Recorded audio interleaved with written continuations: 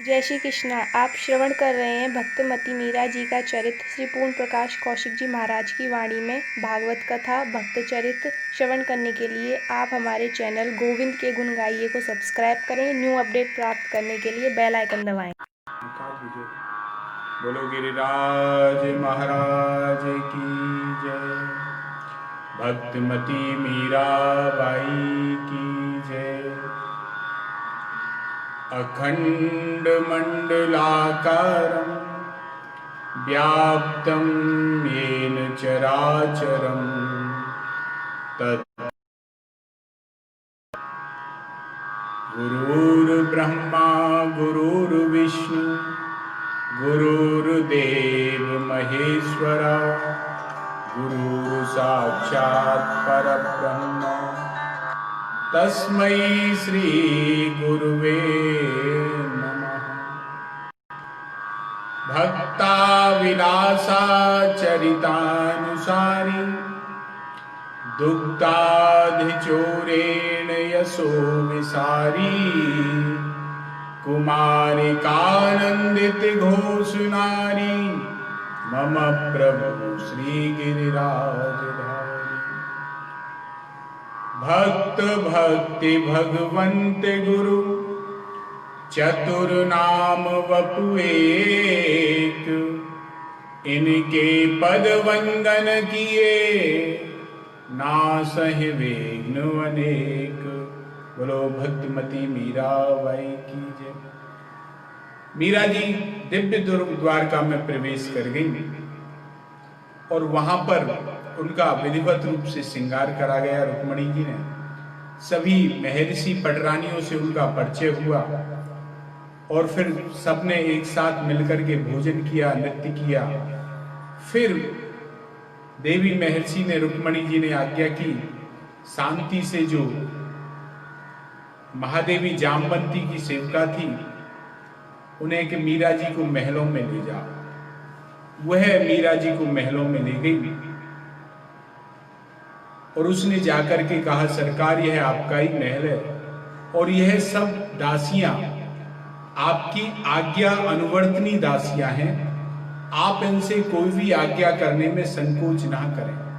जो भी आपकी इच्छा हो वह इनसे आप आज्ञा करें। अब मीरा यहाँ करुणा वर्णालय प्रभु की योजना उनकी अपने भक्तों की पग पर संभालने की जो सोच है उसको विचार करके भावुक हो गई और आश्चर्ययुक्त भी हुई। क्यों? और फिर वे अपनी कृतज्ञता जताते हुए बोली शांति इस समस्त वैभव के साथ साथ तुम भी पट्ट महर्षि का प्रसाद ही हो मेरे लिए। धृष्टता क्षमा करें महारानी सरकार, तो क्या स्वामी भी? इतना कहकर के आधा वाक्य शांति ने छोड़ दिया। हां शांति, जीव को जो भी मिलता है भले ही प्रभु ही क्यों ना हो, सब कुछ देवी के अनुग्रह से ही प्राप्त होता है। मीरा ने एक ही वाक्य में द्वारका की महर्षियों की अनुगत्यमयी प्रति प्रीति पूर्वक भक्ति का सार बताते हुए कहा महाराज। मीरा दिव्य द्वारका में नव किशोर स्वरूप में एक हिडोले पर आसीन है और बहुत सी दासियां मीरा जी की सेवा में लगी हुई हैं। उसी समय द्वार पर प्रहरी ने पुकारा कि अखिल ब्रह्मांड नायक यदुनाथ द्वारकाधीश जी महाराज पधार रहे हैं। एकाएक चारों तरफ हलचल सी मच गई। दो दासियां ने मीरा के कक्ष में चलने के लिए विनय किया और सारी दासियां अपने अपने काम में लग गई महाराज। जिस कक्ष में मीरा जी को ले जाया गया वहां सात्विक की प्रधानता थी। कक्ष की संपूर्ण सज्जा श्वेत थी। केवल मीरा जी के वस्त्र ही रंग बिरंगे थे जो चमक रहे थे, दिख रहे थे। बाकी सब श्वेत थे महाराज। वहां शांत और सुखद प्रकाश था। पलंग पर लटके श्वेत चंदवे में मुक्ता की झालरें लटक रही थी। द्वार, पलंग, भूमि, नाना उपकरण स्फटिक की मणियों से और रत्नों से जड़े हुए थे। श्वेत मल्लिका के पुष्पों से और बीचों बीच गुथे हुए श्वेत कमलों से संपूर्ण कक्ष में सात्विक पुष्पों के द्वारा सौरभमयी बना रहे थे उनको महाराज। और दासियां प्रणाम कर करके बाहर चली गईं तो मीरा स्तब्ध सी रह गई। चारों ओर देखने लगी मीरा, अब अकेली रह गई मीरा कक्ष में, दासियां चली गई महाराज। द्वारकाधीश तभी द्वारक पर जो द्वार की रक्षिका थी, सेविका थी, उसने सावधान किया तो वह चौंक कर खड़ी हो गई और मीरा की दृष्टि द्वार पर उस भुवन वंदनीय चरणों के दर्शन के लिए टिक गई, गढ़ गई उन दर्शनों के लिए महाराज। उसके प्राण अपने प्राण प्रियतम के दर्शनों के लिए बलिहार होने लगे, आतुर होने लगे महाराज। और धीर मंद गति से आते हुए चरण अरविंद में द्वार पर थोड़ा थम गए। मीरा अपलक नीचे दृष्टि करके उन चरणों को देखने के लिए लगी हुई है महाराज। प्राणनाथ के चरणों के दर्शन कर अपने जन्मों जन्मों की साधना आज पूर्ण हो गई, ऐसा मीरा जी मान रही है महाराज। पादुकाएं संभवतः भगवान की किसी दासी ने उतार ली होंगी। जैसे ही प्रभु थोड़ा सा और आगे बढ़े तो मीरा के हृदय में आवेग और बढ़ने लगा, संकोच लज्जा का द्वंद्व चलने लगा और उसकी सांस की गति बढ़ गई मीरा की। और अब तुलसी, कमल, चंदन, केसर, अंगूर, सौरभ से मिश्रित देह की जो सुगंध है प्रभु की, उसे जैसे ही मीरा के कर्ण नासिकापुटों में गई तो मीरा महाराज अवश्य सा कर रही है।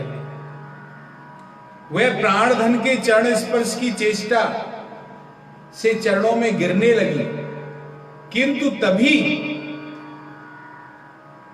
जो सबका संबल है बाहुएं, जो सबको संभालने वाली भुजाएं, उन भुजाओं ने मीरा को संभाल लिया। कितने दिन, कितने मास, कितने वर्ष प्रियतम का सामीप्य सुख पाते हुए बीत गए। मीरा स्वस्थ बना रही, वह जान ही नहीं पड़ा कितना समय बीत गया। जहां देश काल दोनों का सापेक्ष है, वहां यह गिनती नगण्य हो जाती है, समय की गणना नगण्य हो जाती है हमारे। आंख खुली मीरा की तो मीरा ने स्वयं को वही समुद्र के किनारे पर पाया और वह पिघले नीलम सा उत्ताल करती हुई लहरें लेता हुआ सागर, मीरा के हृदय में सुलगता हुआ विरह का दाह वही आ गया। 22 हुक्म ऊषा काल हो गया, आज पधारें। आज रात्रि में इतनी ठंडी ठंडी हवा चली कि सबके नेत्र लग गए, आंख लग गई, पता ही नहीं लगा। मंगला ने घुटनों तक बैठ करके, घुटनों के बेल बैठ के मीरा जी के सन्मुख आकर के कहा। मीरा जी ने कहा, मैं तो द्वारका में थी, यहां कैसे आ गई? यह कौन सा देश है?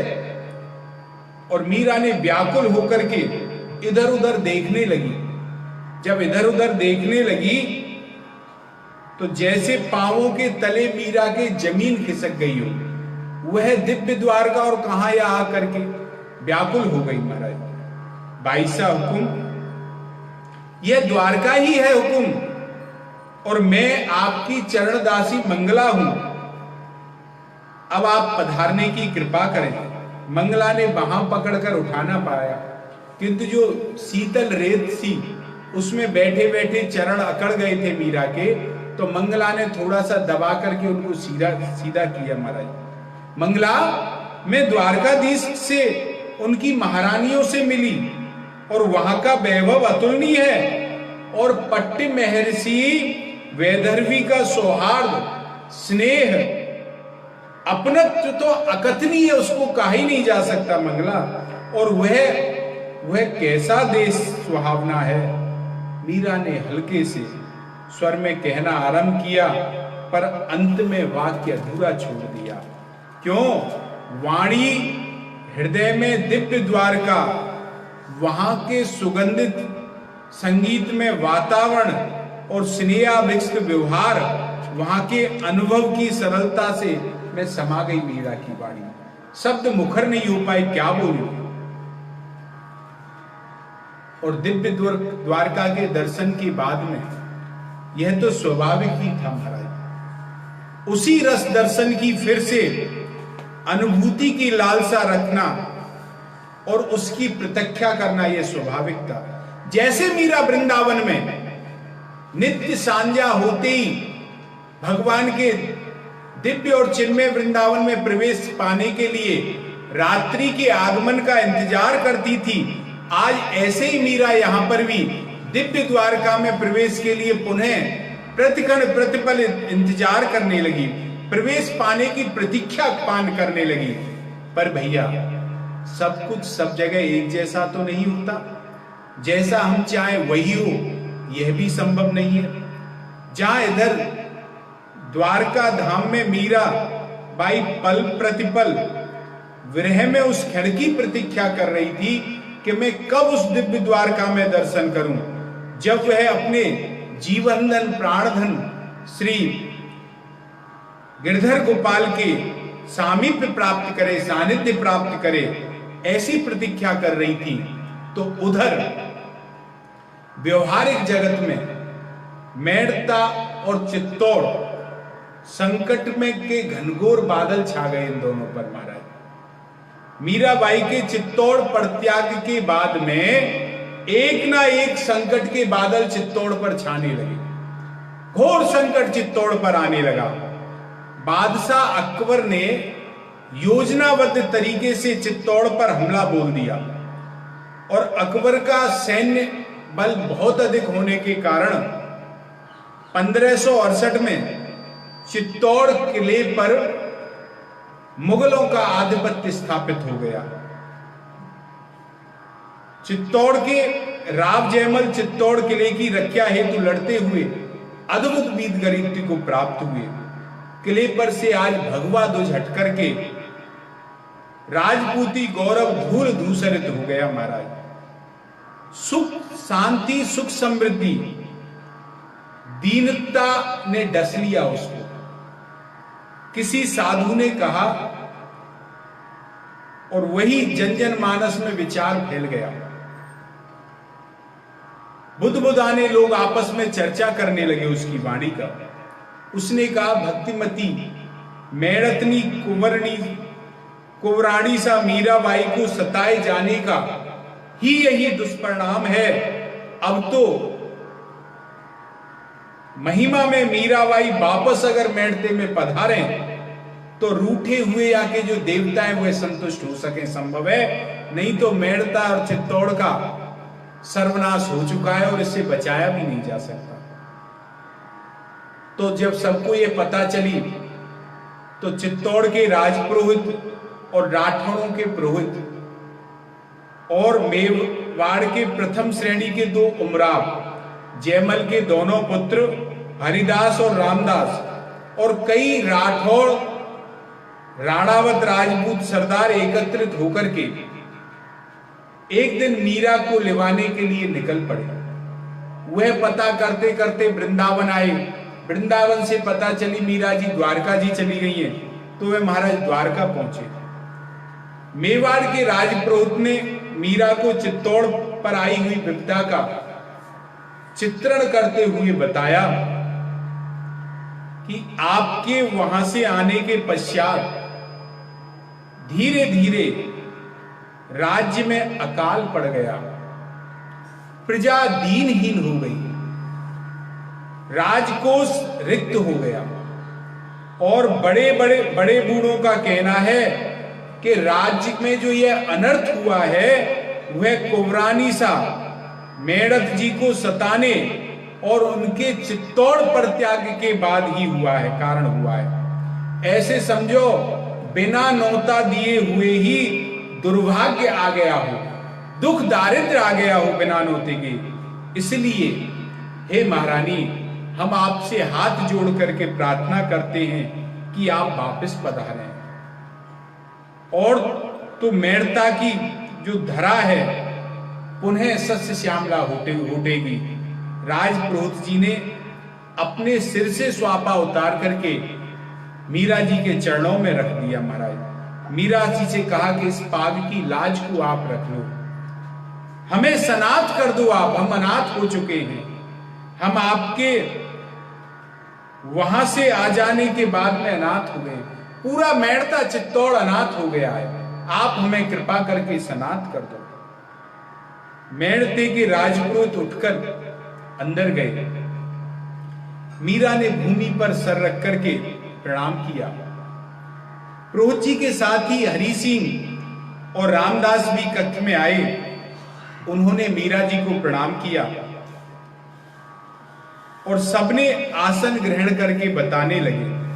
राजपुरोहित जी ने कहा, भाई साहब, न केवल आपका ससुराल पक्षी आपदाग्रस्त है, बल्कि आपका पितृपक्ष मेड़ता भी तितर बितर हो चुका है। एक बार किसी साधु ने कहा कि मेड़ता में किसी साधु का अपमान हुआ है, जिसके कारण यह विपत्ति आई है। तो महाराज ने भी हाथ जोड़कर आपसे प्रणाम करके यह विनती की है कि आप वापस पधारें तो सबकी विपत्ति दूर हो जाएगी। महाराज मीरा जी बोली, राजपुरोहित जी महाराज, उदास स्वर में मीरा ने कहा कि मनुष्य केवल अपने कर्मों का भोग भोगता है। वह जैसे कर्म करता है उसका फल स्वरूप उसे वैसा ही भोग मिलता है। जैसा बीज बोता है वैसा ही फल काटता है। चित्तौड़ और मेड़ता की जो विपदा गाथा आपने सुनाई, उससे जी को दुख तो हुआ, किंतु सच मानिए आप राजपुरोहित जी, यह मेरे कारण नहीं हुआ। मुझे कभी लगा ही नहीं कि किसी ने मुझे दुख दिया है, कि दुख आया है मेरे पास। और यदि आया भी हो तो मुझे आंख उठा करके देखने की समय ही नहीं था कि मैं उसे देख पाऊं। तब वह दुख कैसे आया मेरे पास, बताओ आप। किसके द्वारा आया यह सब मुझे कैसे मालूम होता। और यह वहम आप दोनों ही ओर से महानुभाव अपने मन में निकाल दें। और मेरे लौटने की बात तो संभव ही नहीं है। आपकी कोई बहन बेटी ससुराल में सुखपूर्वक रह रही हो तो क्या आप उससे यह कहोगे कि तुम ससुराल छोड़ करके अब पीहर में आकर के रह जाओ? ऐसा नहीं है। अब इस दिव्य भूमि पर, दिव्य धाम पर से कहां आकर के लौटना होता है भाई। कहते हुए मीरा की आंखों से अश्रुबिंद ढलने लगे। हरिदास और रामदास छत्राणी अपने पुत्रों को जो जन्म देती हैं, तलवार की भेंट चढ़ने के लिए ही देती हैं। बेटा, तुम्हारे पिता काका भाई युद्ध में मारे गए, इसमें अनोखी बात क्या हुई तुम बताओ। वीरों की जातिगत, वीरों की को जागतिक जो जगत के सुख है वह सुख नहीं होते। वह तो अपना धर्म और कर्तव्य प्रिय मानते हैं बस। और तुम्हारे पिता ने मुझसे अनेकों बार युद्ध में वीर गति प्राप्त करने की अभिलाषा व्यक्त की थी। और तुम्हें तो पिता के वीर गति प्राप्त करने पर गौरव होना चाहिए कि उनकी अभिलाषा पूर्ण हुई है। और सम्यक कर्तव्य का पालन सुख ही सच्चा सुख है बेटा, अन्यथा देह तो प्रारब्ध के अधीन है, इसे तो सब सहना ही है। तो जो उसका प्रारब्ध उसे दे, राजपूत की जीवन निधि धन धरा परिवार नहीं है, ईमान ही उसका कर्तव्य है राजपूत का। और यूं अबलाओं की भात रोना धोना क्षत्रियों को शोभा नहीं देता। उठो और प्रजा की सेवा में जुट जाओ तुम दोनों जाकर के। जिसके लिए तुम्हारा जन्म हुआ है वह कार्य करो, तुम अपना कर्म करो। मीरा ने साथ चलने की बात को टालते हुए कहा कि कुछ दिन आप मुझे विचार करने का अवसर दीजिए, समय प्रदान कीजिए। तब तक आप अपने सभी सरदारों के साथ में द्वारकाधीश जी के दर्शन कर सत्संग का लाभ लीजिए। मीरा ने उन्हें कह तो दिया कि मुझे समय दीजिए विचार करने का, पर मीरा के अंतर मन में, हृदय में एक तूफान सा उठने लगा, एक आंधी सी आने लगी, और वह करुणा वर्णालय भगवान को करुणा की दुहाई देने लगी कि हे मेरे करुणाधर प्रभु, यहां तक आपने आने के पश्चात वापस लौट जाओ। यूं शरण में आए हुए को लौटा देना यह आपका स्वभाव तो नहीं है। और फिर ऐसी परिस्थितियां आप क्यों उत्पन्न कर रहे हैं मेरे लिए जो आपके स्वभाव के विपरीत हो, आपके स्वभाव में नहीं हो। मैं तो प्रभु आपकी जन्म जन्म की दासी हूं, मुझे दिशा दिखाओ प्रभु। हे नाथ, मीरा करुणा की गुहार लगाने लगी प्रभु के लिए।